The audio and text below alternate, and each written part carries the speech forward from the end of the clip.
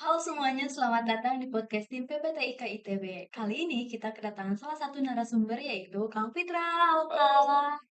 Boleh perkenalkan diri dulu di PPTIK ITB ini sebagai apa? Oke, perkenalkan, saya Fitralisal Pratama sebagai peneliti di PPTK ITB. Nah, kalau boleh tahu Kang ini lagi meneliti apa sih Kang?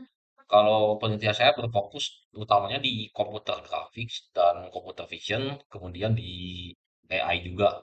Untuk computer graphics ini sendiri berfokus ke pemodelan sama ini pemodelan digital dan real integrasinya, Hmm, mixed reality tepatnya.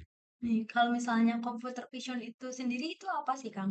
Jadi sebenarnya computer vision ini salah satu cabang dari komputer grafik yang Hmm, tujuannya adalah pemrograman dari komputer grafik dan juga pemrograman 3D yang berfokus untuk mendeteksi utamanya objek ya dengan misalnya pembacaan dari kamera atau dari semacamnya dan juga untuk pemrosesan lebih lanjut dari komputer komputer grafik things. Jadi di komputer grafik sendiri ada beberapa komponen seperti 3D modeling, terus ada eh, pemrograman komputer grafiknya sendiri. Jadi kalau teman-teman yang suka main game, di mana sebuah objek 3D terrender dengan baik dengan berbagai macam setting pencahayaan, setting fisika, ya maksudnya ke komputer graphics, termasuk pemodelan si mekaniknya di situ. Terus kalau untuk computer vision ini fokus gimana utilization dari GPU untuk kemampuan komputasi atau perhitungan gitu. Sebenarnya sangat luas implementasinya hmm, sampai kayak AI juga. nah itu apa hubungannya sama AI dari computer vision itu? Nah, jadi misalnya gini, kita di sini kan di kamera sedang meng-capture kita, nah. Iya, Nah, kalau kamera biasa dia cuma merekam video dan suara udah gitu aja. iya. Tapi kalau computer vision dia bisa deteksi. Misalnya ini frame muka saya ini namanya siapa, identitasnya apa. Hmm. Terus mungkin dari host juga nanti ke deteksi namanya siapa, identitasnya apa, kemudian dari ekspresi juga bisa dideteksi dia lagi capek, lagi seneng atau lagi happy atau lagi banyak pikiran dan semacamnya. Itu salah satu implementasi computer vision. Nah, kalau misalnya tadi kan ada mention ada hubungannya sama 3D. Nah, itu hubungannya apa dari computer vision? Nah, 3D sebenarnya 3D modeling itu apa yang terjadi setelah selesai dibuat. Nah, Hmm, dia kan akan diimport ke sistem. iya, Nah, diimport ke sistem itu nanti ada setting khususnya lagi, misalnya sebagai bangunan. Bangunan ini misalnya rumah ya, iya. rumah punya material misalnya tembok ya. Nah, nanti jika terpapar sinar matahari bagaimana kalau misalnya temboknya catnya itu reflektif gimana? Terus bagaimana kalau misalnya temboknya dihajar oleh benda atau orang ada perhitungan fisikanya juga. Terus misalnya si 3D model ini ditempatkan di satu posisi. Nanti kita bisa ketahuan, oh objek ini ada di posisi sekian, sekian dan sekian. Kalau di koordinat peta itu daerah mana, alamat mana, kecepatan mana. Mungkin nanti sebenarnya dari 3D model yang banyak itu, kita bisa jadi satu ekosistem besar. Anggaplah satu kecamatan gitu kita Iya, modelkan dengan mungkin pernah dengar istilahnya digital twin ya. Jadi menggabungkan dunia maya dan dunia nyata iya. di sim bergabung secara seamless kalau seperti itu. Hmm. Kan tadi ada 3D modeling. Nah, biasanya Kang sendiri kalau misalnya ngerjakan project 3D modeling itu pakai software apa aja sih, Kang? Software sebenarnya banyak ya, tapi kalau untuk teman-teman yang baru mulai, saya sarankan gunakan Blender karena Blender itu komunitasnya banyak. Jadi kalau misalnya butuh tips sama trik, Hmm. ngobrolnya banyak, banyak yang ngumpul juga di Iya. Blender. Ini community-nya udah solid lumayan dan banyak plugin enaknya. Kita mau main ke VR bisa langsung dari Blender. Kalau untuk sebentar ngelihat aja hasil modeling 3D kita enak nggak buat dilihat kalau di layar laptop seperti ini ya di tempat ini ya. Dia kan cuman 2D gitu aja. Tapi kalau Iya. pengen melihatnya secara imersif langsung rasa terjun ya kita bisa lihat dengan VR contohnya seperti itu. Nah, kemudian untuk 3D modeling dan aset-aset ini harus ada satu sistem lagi yang menghandle. Biasanya kalau saya gunakan untuk ngeintegrasi semuanya dengan Unity. Jadi digabungin baik 3D model, terus pemrogramannya, terus nanti tata letaknya, game desainnya. Mmm, Kalau contoh di kota, tata letak kotanya diatur di Unity dari sekian banyak 3D objek, kemudian nanti interaksi di dalamnya gimana, diatur semua di situ. mmm, Mungkin secara singkat, eh, software 3D modeling dan untuk game engine Unity. mmm, 3D modeling bebas, cuman saya sih lebih menyarankan Blender karena komunitasnya banyak. Kalau untuk software buat integrasi semuanya atau game engine saya sarankan Unity. Banyak yang lebih bagus seperti Unreal dan yang lainnya. mmm. Namun perlu diingat itu tergantung dari kemampuan komputer yang teman-teman punya. Biasanya kalau Unreal agak sedikit butuh spesifikasi yang agak tinggi itu Iya, aja. betul betul. Nah, biasanya kalau misalnya Akang sendiri nih di PPTIK ITB ini, bikin 3D modeling apa aja nih, Kang? Lebih banyaknya buat untuk kota, city building. Jadi kebetulan kita sedang mengerjakan proyek namanya Legit Lembur Digital Bandung Raya, Mhm, di mana kita tuh memodelkan kota Bandung semirip mungkin dengan sebenarnya dengan konsep digital twin. Jadi digital twin ini kita memodelkan eh, objek yang ada di dunia nyata, gak cuma objeknya, aturan bakunya dan semacamnya disimulasikan ke dunia maya sehingga ketika diintegrasi itu adalah kedua hal yang sama. nah, kalau misalnya dari proses kerja bikin 3D itu gimana awalnya? Apa kita harus ngukur dulu aslinya, gimana tuh, Kang? Sebenarnya paling pertama kali harus dilakukan observasi. Mmm, Kenapa harus observasi? Kita harus lihat bentuk aslinya itu seperti apa. mmm, Itu termasuk bentuk, sifat, ukuran, dan semacamnya. Nah, tantangannya kalau dari observasi gedung, pertama adalah ukuran. Karena kita nggak selalu punya akses untuk blueprint gedung atau bangunannya. iya, Karena masalah perizinan dan semacamnya. Terutama untuk bangunan bersejarah ya. Karena teman-teman yang mengerjakan audit waktu itu ke gedung ke Museum Asia Afrika, dia kayak ngurus perizinan dulu gitu buat observasi di sana. Terus yang kedua, selain masalah itu pengukuran adalah masalah izin. mmm, Tidak semua tempat bisa dikunjungi. betul dikunjungi. Selain tidak bisa dikunjungi, kalaupun bisa dikunjungi juga mungkin ada keterbatasan akses di dalamnya Iya, karena tidak semua akses di provide.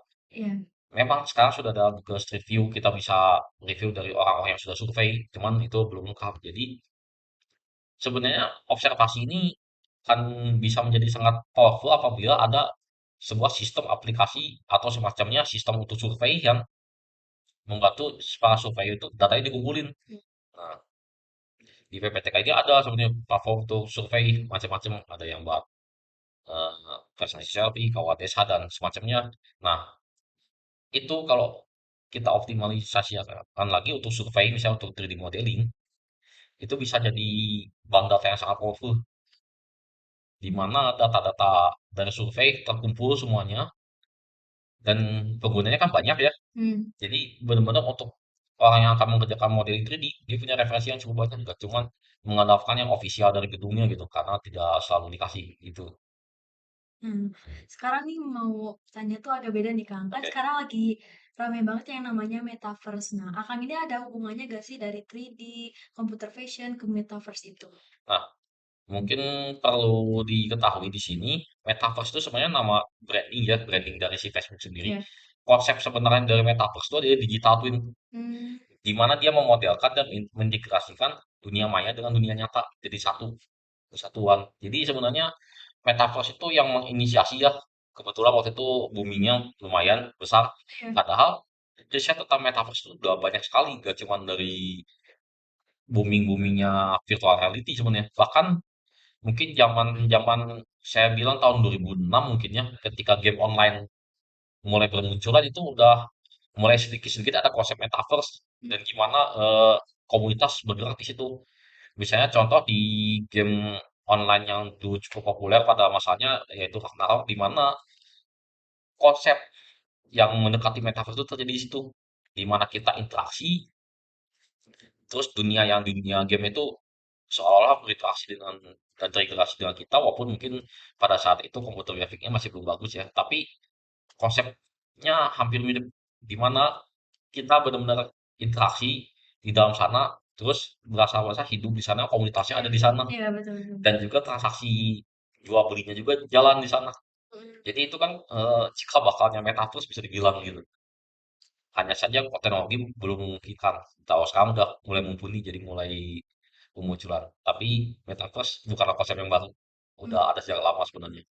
kan sekarang tuh ada yang namanya teknologi, AR sama VR tuh. Nah itu perbedaannya apa dan apakah itu penting untuk masa depan atau gimana, Kak? Nah, sebenarnya VR dan AR itu adalah salah satu pemicu untuk konsep digital twin itu sendiri. Dimulai dari VR. VR itu kita kan masuk ke dari dunia nyata, kita masuk ke dalam dunia virtual. Iya iya. Nah, VR ini ada keterbatasan kita eh, terputus dari dunia nyata. Mmm, Makanya biasanya yang menggunakan VR itu ruangannya terbatas. Kalau enggak, ya terjadi di dunia nyata, nyata kita akan mengalami hal-hal yang tidak diinginkan, bisa dia nabrak tembok atau semacamnya. mhm, Oleh karena itu VR itu biasanya dibantu oleh kamera yang mendeteksi surroundingnya di mana gitu. Berkembanglah ke augmented reality, yaitu realitas yang ditambahkan. Kenapa ditambahkan? Dari kita objek nyata mhm muncul sesuatu objek maya, biasanya bentuknya hologram atau mhm, itu. Mungkin contohnya kalau di Indonesia boomingnya Pokemon Go ya pada saat itu, di mana kita di dunia nyata iya, berada di ngejar-ngejar Pokemon itu heeh, nih. iya, jadi kan ditambahkan realitasnya dari dunia nyata ke dunia maya lewat handphone. Nah, sebenarnya mulai tahun 2017 tuh udah mulai ada teknologi yang menggabungkan itu Mmm, dinamakan mixed reality. Jadi kasarnya mixed reality itu VR dan AR digabung di satu. Jadi kita menggunakan VR tapi kita surroundingnya bergabung dengan dunia nyata dengan AR. Dan itu cikal bakal dari metaverse yang ada sekarang mmm, gitu. Dulu mixed reality itu salah satu yang mulai memperkenalkannya Microsoft. Nah, kemudian di banyak yang ngembangin lagi dan akhirnya Facebook yang mulai metaverse dan Microsoft kemudian dengan eh, apa ya namanya lupa. Ada lanjutannya mixed reality dari Microsoft itu. Intinya konsepnya sama. Jadi kalau metaverse konsep yang baru enggak sih sebenarnya. Ini udah perjalanan panjang sebenarnya. kan tadi, mention kalau misalnya Metaverse ini udah ada dari dulu nih, Kang. Hmm. Nah gimana sih perkembangannya dari zaman ke zaman sampai sekarang Metaverse itu sendiri? Oke, mungkin eh, saya kutip dulu metaverse itu nama brandingnya. Jadi kita sebut digital digital twin ya. Karena Mmm, kalau kita sebut metaverse ya brandingnya ke salah satu produk sebenarnya iya, punya Facebook. mmm, Nah, mulai dari kalau saya rasa dari game online ya, mmm, game online booming di mana dia komunitasnya jalan di situ, kemudian kehidupan manusia mulai berasing di situ. iya, Jadi kita bisa sosialisasi di situ, kemudian chat dan semacamnya gitu. Cuma kan kalau game itu terbatas ke environment game. mmm, Nah, mulai ke atasnya sosial media booming. iya iya, Nah, sosial media itu sama sebenarnya mirip-mirip, cuman dia skopnya jauh lebih luas. Kalau di game online kan skopnya lebih sempit ya. iya Hanya di dunia gamenya, kalau sosial media lebih umum iya, gitu. Di mana kehidupan kita benar-benar mulai pindah ke situ dan terintegrasi di situ. mmm, Nah, mulai sosial media, kemudian plus nantinya toko online, dua itu udah kita mulai makin terintegrasi hidup kita ke dunia digital disebutnya ya. Nah, mulai VR booming, awal-awalnya VR kan terbatas, eksklusif biasanya. mmm, Nah, makin ke sini, AR udah mulai bermunculan, kemudian ada mixed reality, udah mulai ngegabung semuanya. Nah, setelah mixed reality, baru semua aspek itu mulai digabung dalam konsep digital twin. mmm, Dan salah satu produknya yang booming itu adalah metaverse gitu. Jadi semakin lama kehidupan kita akan semakin terintegrasi dengan kehidupan di era digital. mmm. Jadi kalau bisa dibilang kita pindah ke situ enggak, tapi kita makin terintegrasi dengan kehidupan digital. Bisa dibilang seperti itu. Nah, kalau misalnya dari tadi digital twins ini kan, pasti akan mempengaruhi keberlanjutan ke depannya nih, Kang, kayak teknologi itu semakin maju, secara kan itu membutuhkan infrastruktur yang besar. Itu bagaimana kalau misalnya kita pengen ngikutin digital twins itu? Oke, kalau teman-teman mau memulai, sebenarnya jangan dulu mikirin teknologinya, Iya, pikirkan dulu kontennya. mmm, Kita mau interaksi di sana, terus ada konten apa aja di dalamnya. Jadi kebanyakan yang mau memulai riset di Chatwin atau disebutlah metaverse dan sebagainya, Hmm. pikirin infrastrukturnya dulu. Padahal ada yang jauh lebih penting, tapi terlupakan yaitu kontennya dulu. Jadi kita mau menyajikan konten apa di dalam situ, dunia apa yang mau kita bangun, terus komunitas apa yang kita bangun. Jadi yang sebenarnya harus dipikirkan adalah kontennya atau isinya dulu. Teknologi pasti akan ngikutin. Iya, Itu yang harus diperhatikan. kita balik lagi ke PPT kita, PPTIK ITB ya. Kan tadi Akang sendiri udah nge-mention kalau misalnya di PPTIK suka bikin 3D modeling. Terus ada juga yang namanya computer vision. Nah, selain dari itu ada apa lagi sih, Kang? Nah, sebenarnya banyak ya, ada fokusnya IoT, IoT juga banyak subproduknya, dan Iya. perlu di-mention lagi, IoT dan digital twin bisa digabung sebenarnya. Jadi digital twin itu multidisiplin. Jadi gak cuman bidangnya computer vision aja atau Hmm. computer graphics. Multidisiplin di sana masuk. Contohnya kita mau bikin membangun kota Bandung digital twin ya, Hmm. kita perlu engineering, pasti orang engineering. Kita perlu teknik sipil, pasti itu. Iya. Perlu arsitektur, iya. Kemudian untuk teknik elektro buat infrastrukturnya, karena kan diintegrasikan di digital twin dan di dunia nyata, perlu orang elektro juga.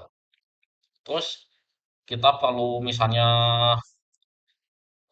teknik geologi, geofisika buat nanti bisa prediksi, misalnya ada gempa atau semacamnya disimulasikan ada, dan banyak lagi bidang yang bisa join ke situ. Jadi di Tato itu benar-benar multidisiplin, semua bidang bisa masuk.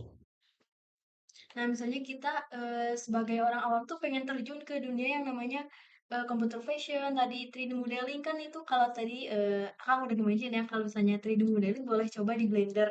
Kalau misalnya kita pengen tahu computer vision itu harus dimulai dari mana? Mungkin paling simpel ada salah satu eh, itu project open source disebut YOLO, You Look Only Once. Itu gunanya buat object detection. Object detection ini nanti berguna kalau buat kita mau deteksi objek yang ada dari kamera secara real time. Penggunanya bisa macam-macam. Misalnya buat mendeteksi di depan ada mobil atau apa gitu. Misalnya teman-teman mau kembangin autonomous driving, misalnya dari teknik elektro udah bikin mobilnya, tapi kita butuh sistem cerdasnya. Kita bisa mulai dari sensor dulu. Kan sensor di teknik elektro dulu banyak ya, ada lidar dan semacamnya. Nah, ditambah computer vision buat sensor tambahan. Hmm. Dia mengenali di depan ada mobil nggak, terus di situ ada rambu lalu lintas apa, berhenti jalan atau apa. Itu bisa dicoba sebenarnya. Dan YOLO ini free. Jadi bisa langsung di-download ya, bisa di-searching aja YOLO V8 kalau mau coba. Oh, oke, oke, oke. Nah, biasanya kalau Kang sendiri nih ngerjain project dari 3D modeling terus tadi computer vision itu berapa lama waktunya? Sebenarnya kalau lamanya bergantung dari kompleksitas yang ada di dalamnya. Hmm. Jadi kalau saya sih ngelihatnya bukan dari nyelesain ini berapa jam atau berapa lama, tapi lihat kompleksitasnya. Jadi di dalam itu mau ada apa aja, terus siapa aja yang bisa interaksi di situ, kemudian mau seluas apa. Jadi cakupannya yang dulu yang dicek. Kalau berapa lamanya, saya belum bisa bilang di sini sekarang, karena banyak faktor yang harus diperhatikan, terutama kompleksitasnya. Iya, iya. Nah, biasanya kalau Kang sendiri nih kerjain project 3D itu selalu ada trouble gak sih Kang? Dan cara ngatasinnya itu gimana? Trouble itu pasti dimanapun gitu, pasti ada trouble. Misalnya, yang paling klasik untuk komputer grafis itu trouble-nya spesifikasi komputer gak kuat. Oh iya iya. Banyak Iya. yang orang yang Iya ngeluh kayak betul, gitu. betul. Nah, untuk atasinya, sebenarnya untuk komputer vision ya khususnya, di Google ini sudah disediakan Google Cloud Compute, jadi nyediain komputer gratis buat kita kalkulasi untuk komputer grafik dan semacamnya. Salah satunya bisa pakai platform gratis. Nah, jadi untuk masalah pertama yang spesifikasi komputer gak kuat, udah mulai bermunculan platform-platform cloud computing di luar sana gitu. Google salah satunya. Hmm. Nah, masalah yang kedua adalah gak ada data. Iya iya. Terutama kalau mau observasi itu gak ada data. Kita bisa memanfaatin data yang dari luar, terutama Google Street View ya. Kalau Iya iya. misalnya kita mau ke apa ya, pangkalan militer, itu nggak akan boleh masuk ya. Iya. Orang kalau kita ngintil di luar suka pasti diplototin sapam ya Iya iya pastinya. betul. Nah, kita bisa manfaatkan Street View. Semoga aja ada yang pernah survei di situ gitu. Biasanya mau kalau mobil Google kan suka kelewat. Nah, salah satunya gitu. Terus masalah ketiga adalah mungkin yang pas sering terjadi adalah kita kesulitan memprogram sesuatu karena mungkin ilmu kita kurang atau apa, belum pernah belajar, terus ngelihat tutorial bingung gitu gimana. Sebenarnya itu kita bisa manfaatin komunitas pertama. Jadi carilah platform yang komunitasnya banyak. Jadi kalau tanya jawab bisa enak, ada mentornya Iya, iya. kayak gitu. Terus AI yang udah ada juga bisa dimanfaatkan. Contohnya ChatGPT. ChatGPT itu bisa buat eksplorasi sesuatu gitu. Kalau kita nggak tahu mulai dari mana, bisa nanya ke sana. Tapi jangan dipakai untuk ujian. Oh, iya, iya, saya benar-benar. Berarti nanti ke depannya menurut Akang sendiri nih, perkembangan dari 3D, computer vision, sama digital twins itu ke depannya akan seperti apa? Kedepannya saya rasa kehidupan kita benar-benar full terintegrasi. Jadi udah gak ada lagi batasan realitas digital dan realitas nyata. Iya. Udah gak ada lagi batasan. Nah, perlu diketahui di sini ada tiga sudut pandang di sini. Hmm. Sudut pandang manusia, konten, sama lingkungan. Nah, mungkin kalau teman-teman familiar dengan human computer interaction, kita sedikit memandangnya berbeda, yaitu human content interaction. Karena kita interaksi dengan konten setiap harinya, gak cuma komputer aja. Contohnya, interaksi manusia dengan hewan kita sebut sebagai realita. Iya. Nah, sedangkan interaksi manusia dengan komputer itu yang kita kenal dengan human computer interaction HCI. Terus interaksi lingkungan dan komputer kita sebut persepsi. Contohnya adalah pembacaan sensor seperti tadi. Nah, apa yang terjadi jika ketiga konsep itu digabungkan? Itu jadi mix reality yang jadi cikal bakalnya digital twin di situ. Di mana manusia berinteraksi dengan konten dan juga berinteraksi dengan lingkungan. Berikut juga sebaliknya, lingkungan interaksi dengan manusia dan interaksi dengan konten dan juga komputer interaksi dengan manusia dan lingkungan semuanya jadi satu. Jadi saling berdampingan gitu ya. Iya, dan nanti yang namanya batasan realitas nyata dan digital itu tidak ada lagi. Hmm, betul. Wah, ternyata itu juga jadi insight baru sih. Karena apa ya, dunia-dunia itu tuh saling berdampingan juga sama kita sebagai manusia. Terus tadi juga kata kakaknya dari computer vision tuh, terus lingkungan itu harus berdampingan, harus balance gitu mungkin ya. Iya, mungkin lebih tepatnya bukan balance, tapi menjadi satu kesatuan Ah, bisa dibilang. oke. Wah, ternyata makasih banyak Kang sudah menyempatkan hadir di podcast tim PPTK ini dan ini juga sebagai pengetahuan baru untuk saya khususnya tentang dunia 3D tadi, computer vision, terus ada yang namanya digital twins. Dan teman-teman jangan lupa untuk selalu nonton podcast tim PPTIK dan akan ada narasumber yang lainnya di episode selanjutnya. Terima kasih sudah menonton. Bye-bye. Terima kasih.